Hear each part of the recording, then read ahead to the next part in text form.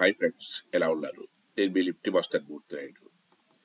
ఈరోజు 2 ఫిబ్రవరి 2024. ఈరోజు మార్కెట్లో ప్రధాన ఇండెక్స్ అయినటువంటి నిఫ్టీ బ్యాంక్ నిఫ్టీ ఏ విధంగా ట్రేడ్ అయ్యే అవకాశం ఉంది. నిన్నటి రోజున ఏదైతే బడ్జెట్ రోజున కొంచెం వైల్డ్ మూమెంట్స్ ఉంటాయి కాబట్టి మనం పెద్దగా దాని మీద కాన్సన్ట్రేషన్ చేయలేదు. నిఫ్టీ బ్యాంక్ నిఫ్టీ మీద ఓన్లీ స్టాక్స్లోనే, గార్డెన్ కన్జ్యూమర్ ప్రొడక్ట్స్లోనే మనం చేసి, అదేవిధంగా పవర్ గ్రిడ్లలో ఇంట్లో మన స్టాక్స్లోనే చేసి మనం మంచి ప్రాఫిట్ చేయడం జరిగింది.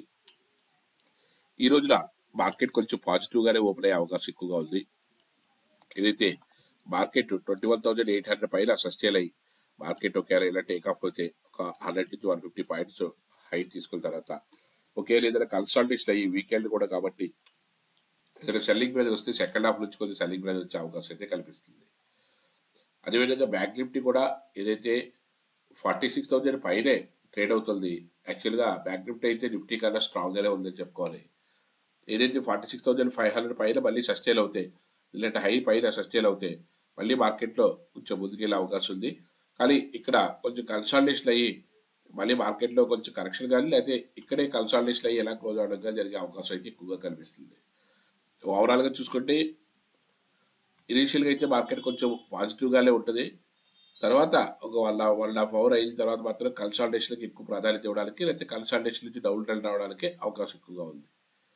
అదేవిధంగా స్టాక్స్ విషయంలో ఇవాళ మనల్ని ప్రతిరోజు కూడా స్టాక్స్ కూడా చెప్తున్నాం. ఎల్టీపీసీ టేక్ ఆఫ్ అయ్యే అవకాశం ఎక్కువగా ఉంది. కెనరా బ్యాంక్ ఆల్రెడీ మనం 3 డేస్ నుంచి 4 డేస్ నుంచి కూడా మనం ఇదే చెప్తున్నాం, 460 దగ్గర నుంచి కూడా మార్కెట్ టేక్ ఆఫ్ అవుతుందని. అదేవిధంగా బిఎస్సి ఇండియా ఇప్పుడు మళ్ళీ మనం ఫ్రెష్గా ఇలాంటి రోజుల నుంచి మనం చెప్తున్నాం 2250 దగ్గర 2250 దగ్గర నుంచి మార్కెట్ టేక్ ఆఫ్ అవుతుందని. అలాగే మార్కెట్లో ఇంకా ముందుకు వెళ్ళడానికి మంచి స్కోప్ అయితే కనిపిస్తుంది. అదే ఏఐఏ ఇంజనీరింగ్ దీంట్లో కూడా బ్రేక్అవుట్ వచ్చింది, మార్కెట్లో ముందుకెళ్ళే అవకాశం కనిపిస్తుంది. ఫైజర్ కూడా ఏదైతే డ్రాస్టికల్ మూమెంట్ ఇచ్చిందో దాంట్లో మనకి కొంచెం కన్సాలిడేషన్ అయిన తర్వాత మళ్ళీ టేక్ ఆఫ్ అవడానికి అవకాశం ఉంటుంది. అదేవిధంగా 4450 రేంజ్లోను 4,000 నుంచి 4,550 రేంజ్లో 4,000 నుంచి 4,050 రేంజ్లో మళ్ళీ మార్కెట్ కన్సాలిడేషన్ అయ్యే అవకాశం ఎక్కువ ఉంది. కూడా అక్కడి నుంచి టేక్ ఆఫ్ అవుతే మార్కెట్లో అధిక లాభాలు తీసుకోవడానికి మనకి మంచి అవకాశం అయితే ఉంటుంది. అదేవిధంగా ఏదైతే రెగ్యులర్గా కన్సిస్టెంట్గా మనం ప్రాఫిట్ తీసుకోవాలనుకుంటున్నామో దానికి మనం జోన్ ఐడెంటిఫికేషన్ ద్వారా విత్ ప్రైస్ యాక్షన్ ట్రైనింగ్ ఇవ్వడం జరుగుతుంది.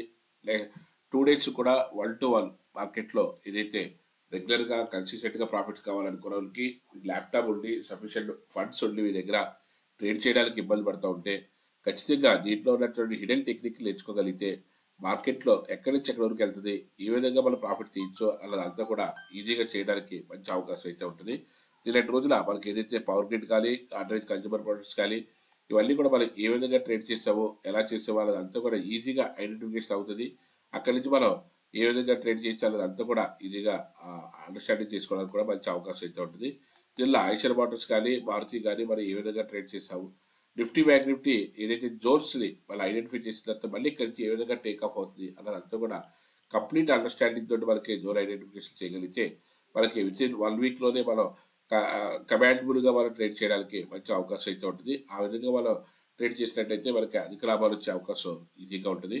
అదేవిధంగా మార్కెట్లో ఏ టెక్నిక్స్ ద్వారా మనం ఎటువంటి సమయాల్లో మనం ఏ విధంగా ట్రేడ్ చేయాలి అన్నది తెలుసుకోగలిగితేనే ఈ మార్కెట్లో మనకి అధిక లాభాలు రావడానికి అవకాశం ఉంటుంది. యాక్చువల్గా అప్ అండ్ డౌన్స్ అనేది మార్కెట్లో కామనే, కానీ రెగ్యులర్ మార్కెట్లో అప్ అండ్ డౌన్స్ ఉంటాయి. కానీ పొజిషనల్గా కూడా స్టాక్స్లో ఎప్పటి నుంచి టేక్అప్ అవుతుందో మనం పెట్టుకోవాలి. మనం డైలీ స్టాక్స్ ఇస్తున్నామో అవి పొజిషనల్గా ఎలా పెట్టుకోవాలి, ఎక్కడి నుంచి అయితే మనకి అధిక లాభం వచ్చే అవకాశం ఉంటుంది అన్నది తెలుసుకుని మార్కెట్లో ఆచితూచి వ్యవహరిస్తే మంచి ప్రాఫిట్స్ రావడానికి అవకాశం అయితే ఉంటుంది. అంతే తప్ప తెలియకుండా డైరెక్ట్గా ఆప్షన్స్లో ట్రేడ్ చేసి ఎక్కువ మంది నష్టపోతున్నారు. అలా కాకుండా దీని బేస్ తెలుసుకుని క్యాష్ మార్కెట్లో ట్రేడ్ చేస్తూ దాని ద్వారా అది పికప్ అయితే ఫీచర్స్తో ట్రేడ్ చేస్తూ దాని ద్వారా అప్పుడు ఆప్షన్స్లో మీరు చేసే డైరీకి చాలా ఫ్రీగా మీకు ఈ అమౌంట్ నెగ్లిజిబుల్గా అన్నట్టుగా ఉండేటట్టుగా చూసుకుని ఆప్షన్స్లో ట్రేడ్ చేస్తే అధిక లాభం తీయడానికి అవకాశం అయితే ఉంటుంది. కంప్లీట్గా టెక్నిక్ బేస్డ్ అయితే ఆ టెక్నిక్ తెలుసుకుని ఆ విధంగా చేసుకోగలిగితే మీరు ఎందులో ట్రేడ్ చేసినా సరే లాభాలు తీయడానికి అవకాశం అయితే ఉంటుంది. Thank you. Have a nice trading day.